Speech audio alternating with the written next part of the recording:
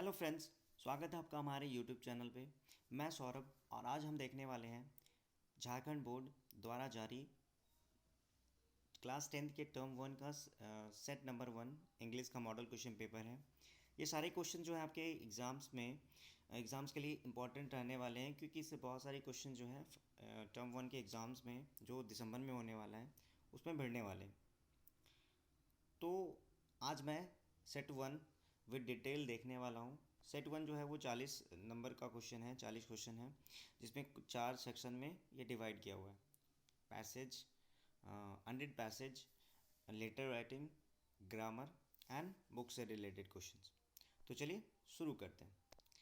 पहला क्वेश्चन में क्या है, आपको ये अनरिड पैसेज अच्छे से पढ़ लेना है और इसके बाद इससे रिलेटेड क्वेश्चन सॉल्व करने हैं। ये पैसेज, अनरिड पैसेज हर एग्ज़ाम्स में अलग अलग हो सकते हैं, तो आप इसे ध्यानपूर्वक पढ़ लें, अच्छे से केयरफुली पढ़ लें। मैं इसका आंसर फटाफट कर लेता हूँ। तो पहला क्वेश्चन का आंसर है the passage about Hafeez contractor. Option A सही होगा। ठीक है। ऑप्शन सेकेंड क्वेश्चन है व्हाट हैपेंड बिटवीन 1977 एंड 1980। तो इसका आंसर सही होगा option B, Hafeez become अप्रिशिएंट architect. Okay, option B second का सही है। अगला क्वेश्चन है हमारा third question, Hafiz did his graduation from.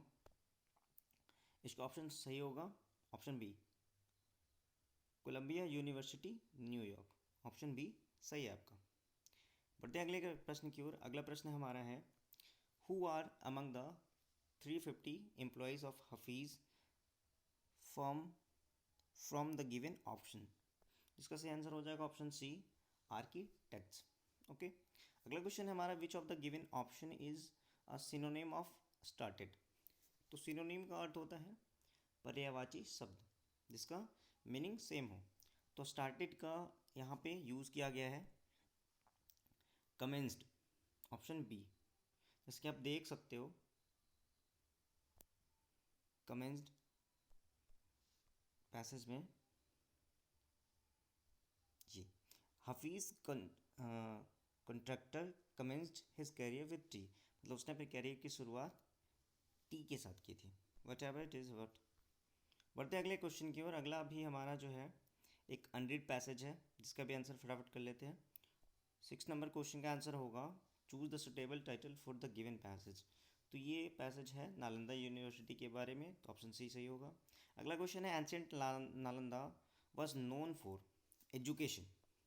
जो एंशियंट नालंदा है वो एजुकेशन के लिए जाना जाता था। अगला क्वेश्चन है new Nalanda university is important because it is considered as a centre of inter civilisational dialogue. Okay.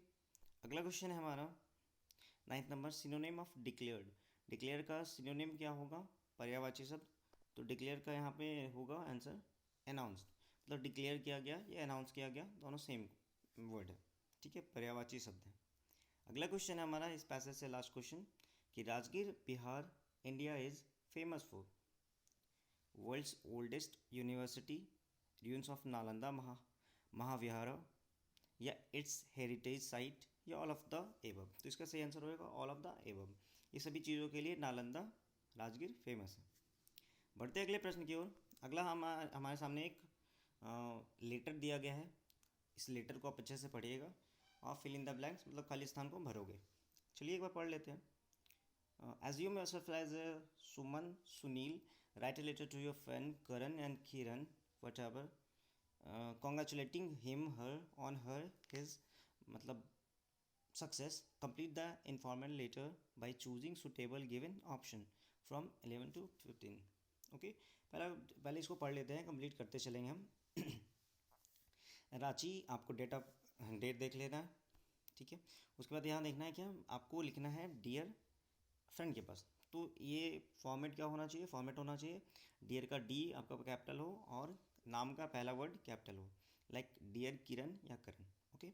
I saw your name among among the first divisioners, my joy knew no bounds. So please accept my heartiest congratulations on your grand success. Okay, on your grand success, labour never goes in vain, you worked hard, as we sow we shall we reap. Okay, मतलब जैसा हम बोते हैं वैसा हम पाते हैं, मतलब जैसा हम करते हैं वैसा पाते हैं, ये एक फ्रेज़ है। आगे बढ़ते हैं अगला, I am proud of you my parents, congratulation you on your success, please convey my best compliments on your parents. और फिर नीचे है your loving friend, option C सही होगा, ठीक है, अपना नाम।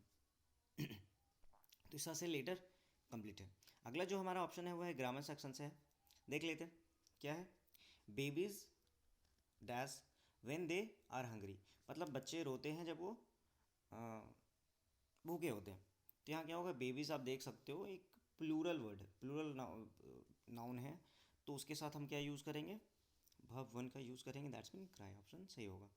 अगला है व्हाट टाइम डैश, मतलब कितने बजे गाड़ी खुलेगी, तो इसका आंसर हो जाएगा what time does the train leave. Okay fine. अगला क्वेश्चन हमारा, Seema and Akash can dance well, Seema और आकाश अच्छा डांस कर सकते हैं। ये कैन उसके स्किल्स हो गए, उसकी एबिलिटी हो गई, तो यहाँ पे हम कैन का यूज़ करेंगे।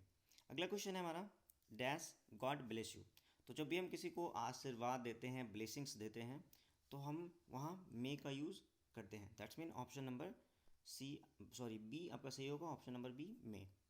अगला क्वेश्चन है, यू डैश पे द टैक्सेस, मतलब तुम्हें टैक्सेस चुकाने चाहिए, जमा करने चाहिए, जो भी है, तो यहाँ पे आंसर सही हो जाएगा option A, that's mean must. Okay, बढ़ते हैं अगले प्रश्न की ओर। अगला प्रश्न है हमारा, she is too weak to dance. Okay, she is too weak to dance, वह इतनी वीक है कि, sorry, she is too weak to walk, वो इतनी कमज़ोर है कि टहल नहीं सकती, चल नहीं सकती, दैट इज़ दैट। अगला क्वेश्चन है हमारा 22, getting job is not easy, तो इसमें बस आपको ये ध्यान रखना है कि जब भी कोई भाव का यूज़ हम एज अ सब्जेक्ट करते हैं स्टार्टिंग में वाक्य के, तो हम भी का फोर्थ फॉर्म यानी कि भी आई एन जी यूज़ करते हैं। ओके, मतलब नौकरी पाना आसान नहीं है, तो है नौकरी पाना एक वर्ब है जो सब्जेक्ट के रूप में सेंटेंस के आगे यूज़ किया गया है, तो यहाँ पे आपको भी आई एन जी का यूज़ करना है, that's mean getting job is not easy. Okay, अगला क्वेश्चन हमारा, dash is injurious to health, मतलब smoking is injurious to health, यहाँ पे भी वही चीज़ है, धूम्रपान करना स्वास्थ्य के लिए हानिकारक है। आगे बढ़ते हैं, अगला क्वेश्चन हमारा, आपको ये पैसेज फटाफट पढ़ लेने अच्छे से, आप पढ़ लें, उसके बाद आप आंसर दे सकते हो। Who is narrating the above line, तो इसका सही आंसर हो जाएगा, ये जो लाइन्स है वो Nelson Mandela the long walk to freedom से लिया गया है, ऑप्शन ए सही हो जाएगा, नेल्सन मंडेला। अगला क्वेश्चन है, it is victory for human dignity, what does it mean, मतलब इसका क्या अर्थ है।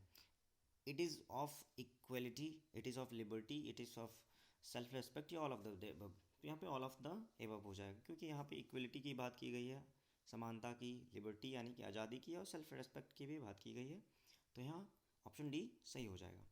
अगला प्रश्न हमारा, what does distinguished mean in the passage, तो इसका सही आंसर हो जाएगा रेस्पेक्टेड, ठीक है, ऑप्शन नंबर बी रेस्पेक्टेड। अगला क्वेश्चन है, who were the honour guest, तो यहाँ पे ऑनर गेस्ट कौन है, तो ये वर्ल्ड लीडर्स हैं, दुनिया के जितने भी महान लीडर्स हैं वो आए थे वहाँ पे गेस्ट, एज ए गेस्ट के रूप में, ठीक है। अगला क्वेश्चन हमारा, why was the young seagull afraid to fly, तो इसका आंसर सही हो जाएगा ऑप्शन नंबर डी, क्योंकि उसे पहले लगता था यंग सीगल को कि उसके जो विंग्स हैं, उसके पंख जो हैं उसे सपोर्ट नहीं करेंगे, और वो दूसरा बात ये भी था कि वो डीप जो गहराई थी समुद्र की, उससे वो डरता भी था, इसलिए ऑप्शन डी सही हो जाएगा, बोथ बी एंड सी।